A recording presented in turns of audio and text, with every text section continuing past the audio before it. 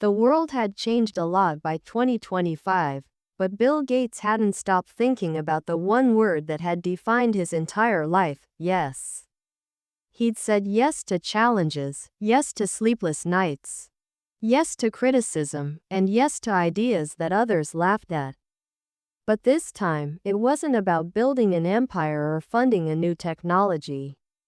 This time, it was about finding meaning again, in a world that was louder, faster, and more distracted than ever.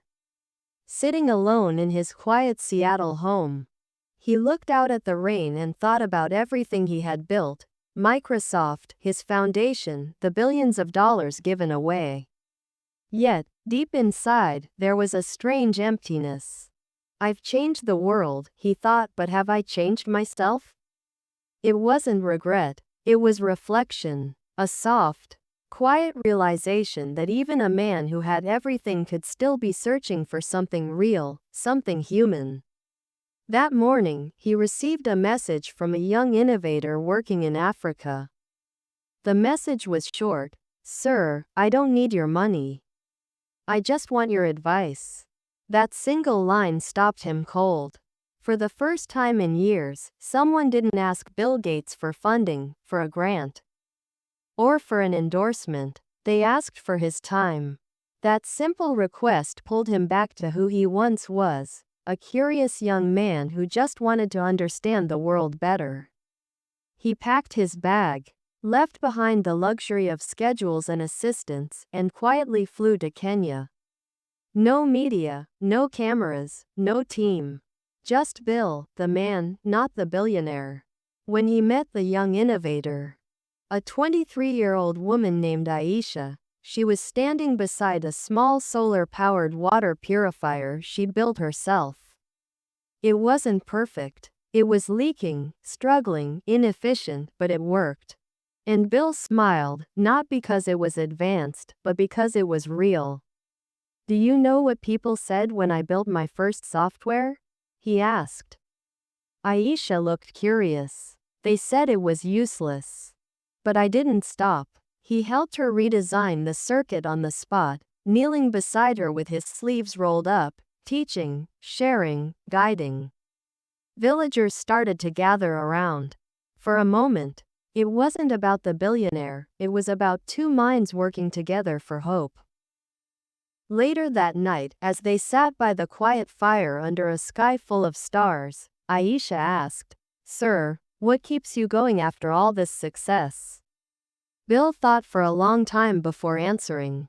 "Because every time I help someone like you," he said softly, "it reminds me why I started in the first place." That night, he realized something deeper than business or innovation. True success wasn't about how many people said thank you. It was about how many lives whispered, "Because of you, I didn't give up." Days later, as Bill returned home, he turned off his phone, avoided meetings, and sat at his old wooden desk. He opened his journal, something he hadn't done in years, and wrote 3 words at the top. "Finally, you'll say yes." It wasn't a message to the world. It was to himself. Yes, to peace. Yes, to simplicity. Yes, to life beyond work. He began changing his approach to everything. Instead of investing in giant corporations, he started supporting small, passionate thinkers. He hosted quiet discussions with farmers, students, and local creators. No cameras, no speeches, just conversations. People started noticing a new Bill Gates: calmer, more present, more human. The world saw headlines like, "Gates goes silent, but his impact grows louder." By mid-2025, one of his initiatives with Aisha's idea had turned into a global project that provided clean water to 30 million people. Journalists asked, "How did you do it so fast?" Bill only smiled and said, "Because this time, I didn't lead. I listened." Months later, during a rare public talk, someone asked him, "Mr. Gates, what would you say if you could speak to your younger self?" Bill paused for a moment, then smiled faintly and said, I'd say, don't chase what the world calls success. Chase what makes you feel alive. The audience fell silent. Cameras clicked. But Bill's eyes were somewhere else, not on fame, not on applause, but on a quiet sense of contentment that he'd waited his whole life to feel. When the talk ended, a young student ran up to him and said, Sir, I've watched every speech of yours, but this one made me cry. Bill gently patted his shoulder and said, That's good.